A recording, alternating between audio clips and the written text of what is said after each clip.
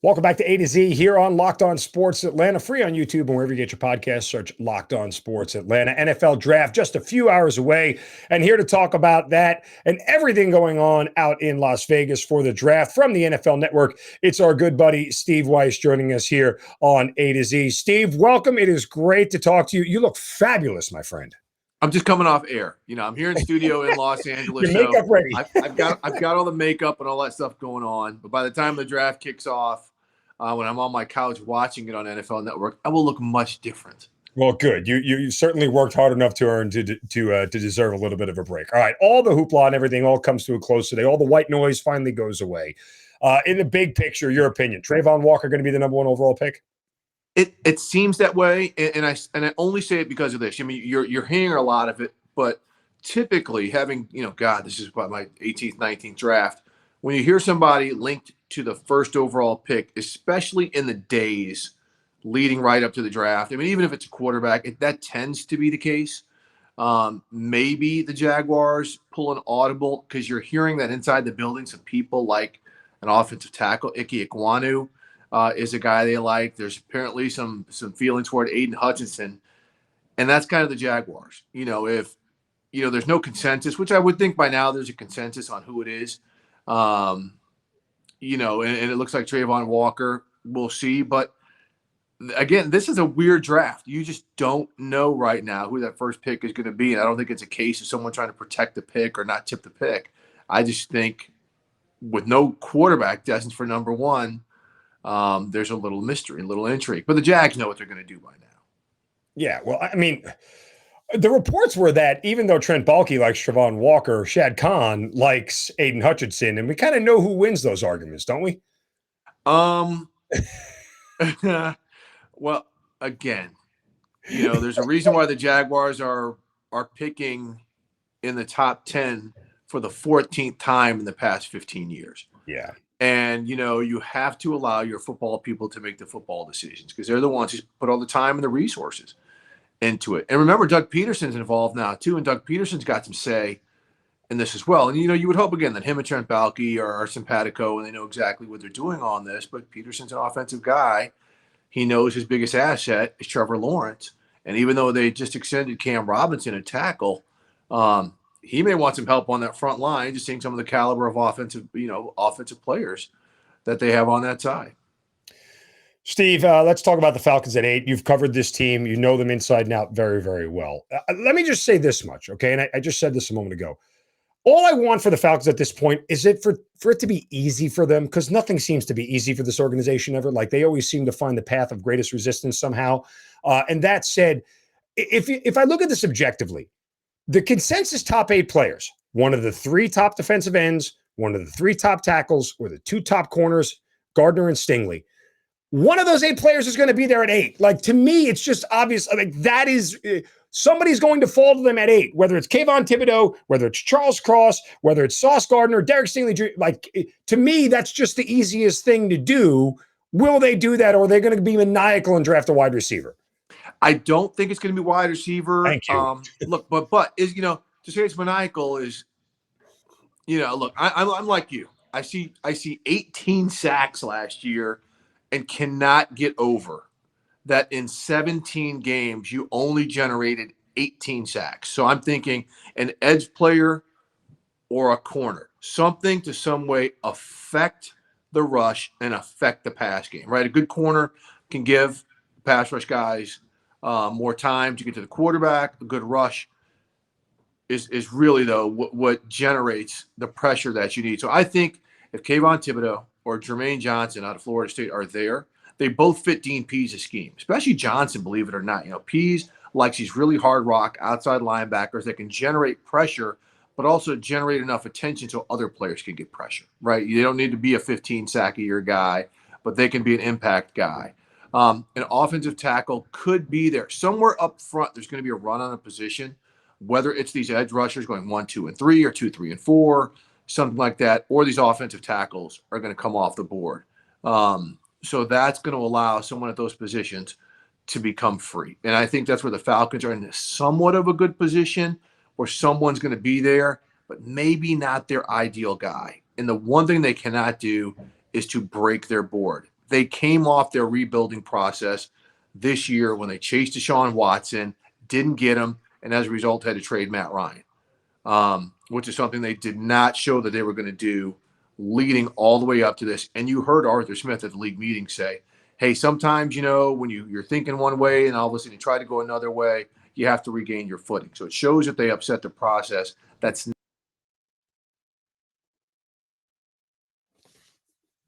Oh boy.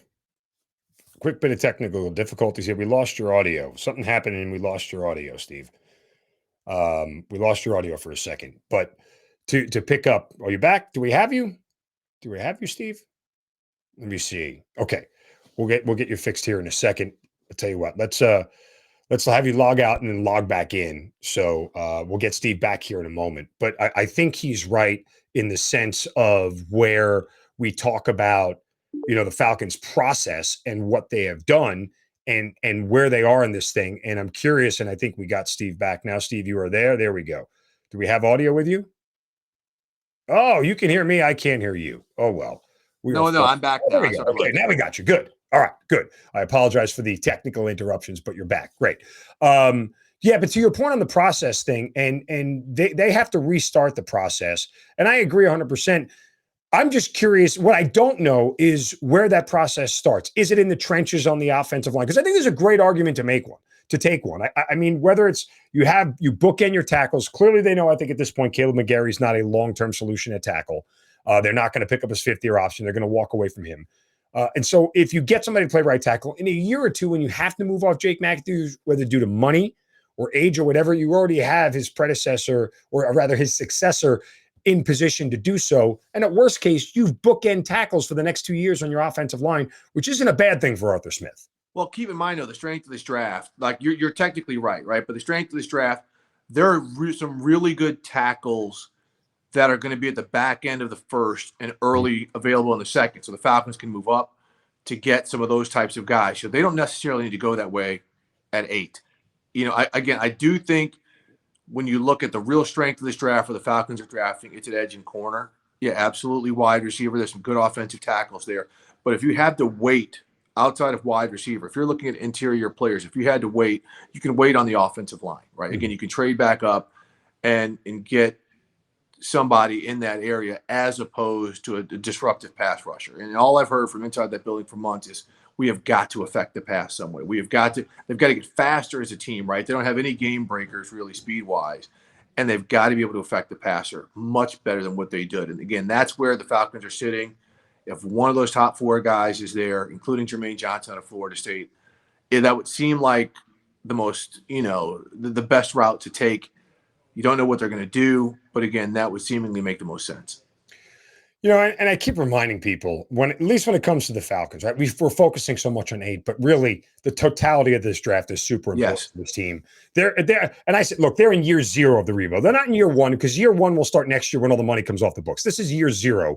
So none of this really counts towards rebuilding year, but still they've got to get 2 to 3 pieces here that they can really rely on going into year 1 of this rebuild. So the entire totality of this draft is going to be super important for them. And I think you mentioned it in the second and third rounds. And that said, Steve, there are 3 teams inside the top 10 who all have multiple picks. There are 2 other teams with multiple picks in the first round. I would set the over-under of trades in the first round at 2.5 and probably take the over. I think there's multiple trades tonight. Do you agree? I would agree. I mean, I think there's probably going to be 3 or 4, because you look at Kansas City, they've got, 2 picks on the back end, as do the Packers. You mentioned the guys in the front end. Here's another team to look at.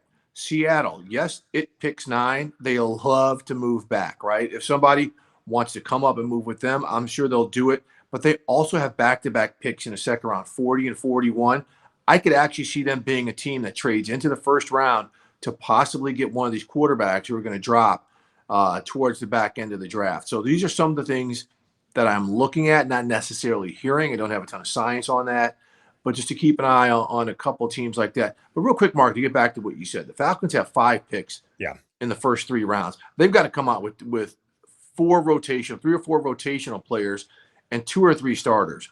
Because the one thing, when you look at some of these teams like the Texans, like the Lions, who you say don't have a nucleus to build around, right? The Falcons have less of a nucleus to build around. You got Kyle Pitts and A.J. Terrell and Lindstrom at guard. Right. And That's Grady kind of Jarrett, if you can keep him. well, Grady Jarrett. I think that's going to get taken care of. Again, I don't have science on that, but again, is he a 3 or 4 year guy down the line when everything's going to be coming together? You just don't know. So I just singled out those 3 young players as the nucleus, and they've got to be able to, going into next year's offseason, to say, okay, we've got 5 guys you're going to build around. So these are the free agents we're going to add, and this is the quarterback we're going to add, to finally say, okay, we can again beginning to build out our flanks and things like that around these guys. So they cannot miss in the first half of this draft. 100%. Let's address the elephant in the room, because as you talk about a rebuild, and I am not necessarily advocating that the Falcons should take a quarterback at 8 per se, but the logic is, in a rebuild, step 1 is getting your quarterback. And you can't do a rebuild process without the quarterback situation settled for the foreseeable future. That means 2 to 3 years down the road, you have stability at the position. I.e., again, Cleveland figured it all out when Baker took over and had 2 or 3 years of runway to play. And even if he didn't play well, and even if he didn't play great, you knew that you could build everything around him because the quarterback situation was settled. From that standpoint, again, if the Falcons want to take a quarterback at 8, I don't hate it. I really don't, because at a minimum, I've said this, one, you can't be afraid to make a mistake here. You can't be afraid to throw him to the wolves, figure out if he can play, and then if he can't, move off him a year later. I mean, the Bengals had no offensive line when they drafted Joe Burrow. They threw him in there, and while the Bengals didn't win games, you could see he could play. They were competitive, and that's all you're really asking for, is a quarterback who can keep you in games and not make mistakes and be like, okay, we're missing pieces. He's got no help around him, but we can see he can play, and I'm okay with them taking it. I know none of these quarterbacks grade out that well and all that talk and everything else, but you're never going to rebuild without the quarterback situation settled, and I'm not sure why you would put it off a whole year. If Joe Burrow was in this year's draft, everybody would be clamoring to come get Joe Burrow. I mean, why do you think all these teams are making these trades for quarterbacks and moves for quarterbacks in the offseason prior to the draft? Because Joe Burrow and Trevor Lawrence and Justin Fields, those guys aren't there. Look, last year you were saying it's when they should have made their move for the quarterback, and frankly, last year was their year when they should have made the move for the quarterback when they were sitting at number 4. There were guys there that could have helped them, but they decided to stick with Matt Ryan and do what they did. And as I just mentioned, they still don't have a nucleus. Kyle Pitts was fantastic, right? But they just do not have that. And that's the thing. This year, when you look at Malik Willis and Kenny Pickett and some of these guys, are they guys who you think are going to translate to be Joe Burrow? Right, you can draft Joe Burrow when, one, you've got, T. Higgins and some other wide receivers on the roster. Who's that guy for the Falcons? You got Joe Mixon at running back. Who's that guy for the Falcons? I love Cordero Patterson, but again, he's not a long-term option there, a skill guy. So, it's a different makeup. The Falcons do not have a supporting group. So if you're going to bring, let's say, Malik Willis, whose skill set fits what Arthur Smith is going to try to do with Marcus Mariota, right? A lot of RPO game, a lot of scheduled runs, a lot of on-the-move passes. You can develop him behind Marcus, and everyone says he's a developmental guy with just an immeasurable ceiling. So if you want to do that, maybe that's fine. But then what's your nucleus, right? What again, do that. So you better come up, into the first round and grab one of these tackles, or grab someone who you think is going to be a good wide receiver there. The cupboard's fairly bare. I'm not going to insult everybody by saying the cupboard is bare, but I say it's bare because these guys are on 1 and 2 year deals. These are the Raiders. They're the Raiders of 2012 when Reggie McKenzie went there with Dennis Allen. They had a bad salary cap situation. That had to take 2 years to clear the books before they found Derek Carr in the second round, because they also had Khalil Mack and Amari Cooper that they found to help things out all in a hurry. And that's what the Falcons are that's more the model we're looking at the Falcons trying to get back on some footing right here. All right, one more. And this gives more teams at the back end of the first round. And a la the Los Angeles Rams, and to quote Tyreek Hill, F them picks, is there a team at the back end of the first round that is willing to make a huge jump up to the top of the draft to go get an impact player that will push them over the top, whether it's Buffalo, whether it is, a team like Tennessee, maybe, who's going to say, forget next year's first round pick. I'm willing to give it away now, because in reality, like if Buffalo does it, it's pick 28, it's pick 30, next year they're going to be that good again. But is there a team you think that is willing to do that this year? Yeah, if I look at a team, it's probably Kansas City. Again, they're holding, some ammo there at the back end of the draft where they might move up into the teens. They're not going to come up to the top 10. I mean, that's significant freight. They're not coming up to get Patrick Mahomes, something they did a couple years ago. But I could see them coming up into the back teens, early 20s. If they want to get a wide receiver, like say get ahead of Green Bay to get a wide receiver. But I honestly think there's going to be some trades, but I also think a lot of these teams are going to sit where they are because to have multiple picks where you can hit some things, like just say the Packers, and again, I don't think they're going to force a wide receiver, but just say someone like Jahan Dotson or Traylon Burks is there for them at 22. Well, they can keep 28 and they can maybe find a right tackle, or they can find an interior defensive player, which addresses needs right away because their quarterback's in basically a year-to-year type of career right now. So I look at the Packers maybe, but more so the Kansas City Chiefs to be a team to possibly trade up. Steve Wyche of the NFL Network, one of the best in the biz. Absolutely, brother. You are the best. Appreciate the time as always. Enjoy draft night tonight. Great work as always. Thanks for the time. Appreciate you too, Mark. All right. Take a time out. Come back. We'll head to news. The Atlanta Braves getting some good news about Ronald Acuna. That's next right here on A to Z on Locked On Sports Atlanta. Free on YouTube and wherever you get your podcast. Search Locked On Sports Atlanta.